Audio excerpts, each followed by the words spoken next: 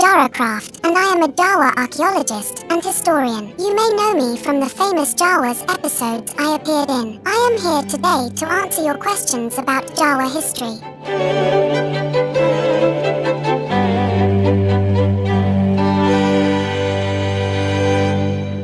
Intizar asks, who arrived on Tatooine first, Jawas or Sand People? Well, neither arrived on Tatooine. Both Jawas and Gorphas, which is the actual name for the Sand People, evolved from the ancient Kumamgar, who used to live on our planet almost 25,000 years ago. So both Jawas and Gorphas are natives of Tatooine. Which species evolved first is currently unknown. Pam asks, when the Rakata glassed the planet, how long did it take for subterranean Kumamgar to evolve into Jawas? We do not have an exact time frame for how long the evolution process from Kumamgar to Jawa took. After the planet was glassed, those Kumamgar who survived did so because they were hiding out in underground shelters. After the planet stopped burning, some Kumamgar left their underground shelters. These Kumamgar eventually evolved into the Gorpha. We have dated the Neander Jawas, better known as the prehistoric cave Jawas, to about 10 millennia ago. Jawa scientists believe it most likely took at least 5 millennia, or longer, for the Kumamgar who stayed underground to shrink to our current Jawa height. When the ancient Jawas made their first expeditions to the surface, they encountered the hostile Gorpha. So the Gorphas probably evolved around a similar time frame as the Jawas. There is a lot we do not know yet about the evolution of Jawa kind.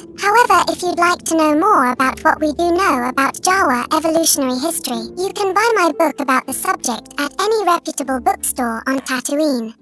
Jawa Fan 99 asks, is Jawa history divided into different periods? Yes, Jawa history is divided into several major periods. The Kumamgar era, which is the period before the Rakata bombardment. The prehistoric era, during which the Kumamgar slowly evolved into Jawas, and the first cave Jawa societies emerged. Then came the Jawa Antiquity period. It was during this time that the underground Jawa society flourished. The Jawas at this time would have looked pretty much identical to modern Jawas. And it was during this period Jawas undertook their first expeditions to the surface, encountering the hostile Gorphas. Then, with the arrival of the off-worlders, came the Machine Age. It was during this period the Jawas migrated to the surface and discovered all the shiny technology the off-worlders brought with them, ultimately leading to where we are currently.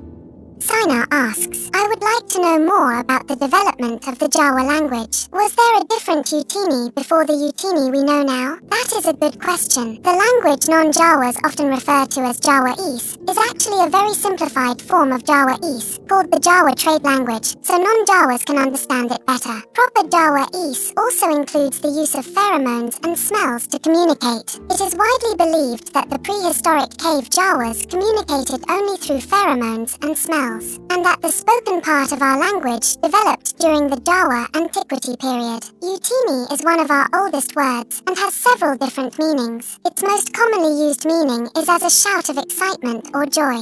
Even so, there are many different dialects amongst the different clans. There is even one clan where they speak backwards. So instead of Utini, that clan's Jawas shout Initu.